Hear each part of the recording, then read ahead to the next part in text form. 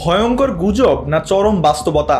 ইরানের মিসাইল কি সত্যি ধ্বংস করে দিল ভারতের আদানি গ্রুপ পরিচালিত ইসরায়েলের হাইফা বন্দর? গোটা মিডল ইস্ট কাঁপানো এক হামলার পর ছড়িয়ে পড়েছে চাঞ্চল্যকর দাবি ৩৬,০০০ কোটি টাকার ক্ষয়ক্ষতি, আগুনে জ্বলে উঠেছে বন্দর এলাকা। সোশ্যাল মিডিয়া থেকে আন্তর্জাতিক কূটনৈতিক মহল, সবার মুখে একটাই প্রশ্ন, আদানির বিলিয়ন ডলারের বিনিয়োগ কি আগুনে ভস্ম? কিন্তু এই দাবি কি আদৌ সত্য, নাকি আরেকটি মন গড়া গুজব? সম্প্রতি ইরানের ব্যালিস্টিক মিসাইল হামলার সময় ইসরায়েলের হাইফা বন্দর এবং তেল আবিবের নিকটবর্তী একটি তেল শোধনাগারে আঘাত হানে কিছু ক্ষেপণাস্ত্র। তবে আদানি গ্রুপের বন্দরের কোনো বড় ধরনের ক্ষতির খবর সরকারিভাবে নিশ্চিত হয়নি। আদানি গ্রুপের মুখপাত্র যোগেশিন্দর রবি সিং জানিয়েছেন, হাইফা বন্দরে আদানির মালিকানাধীন টার্মিনাল নিরাপদ এবং স্বাভাবিকভাবেই পরিচালিত হচ্ছে।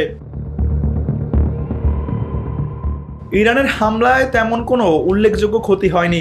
2023 সালে আদানি পোর্টস ইসরায়েলের গ্যাডট গ্রুপের সঙ্গে $1.2 বিলিয়ন চুক্তি করে হাইফা বন্দরের 70% অধিকার অর্জন করে। এটি আদানি পোর্টসের কার্গোর মাত্র 3% এবং রাজস্বের প্রায় 5% সমান।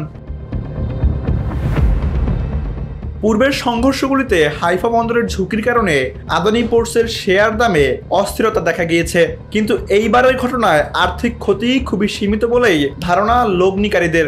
ইসরায়েল প্রথমে ইরানের পারমাণবিক ও সামরিক স্থাপনায় হামলা চালায়, তার জবাবে ইরান ইসরায়েলের কেন্দ্রীয় অঞ্চলে ক্ষেপণাস্ত্র নিক্ষেপ করে।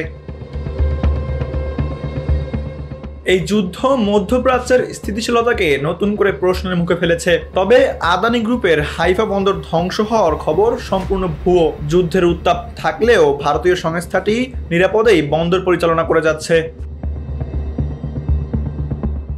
তানভীর আহমেদ, এনবিবি নিউজ।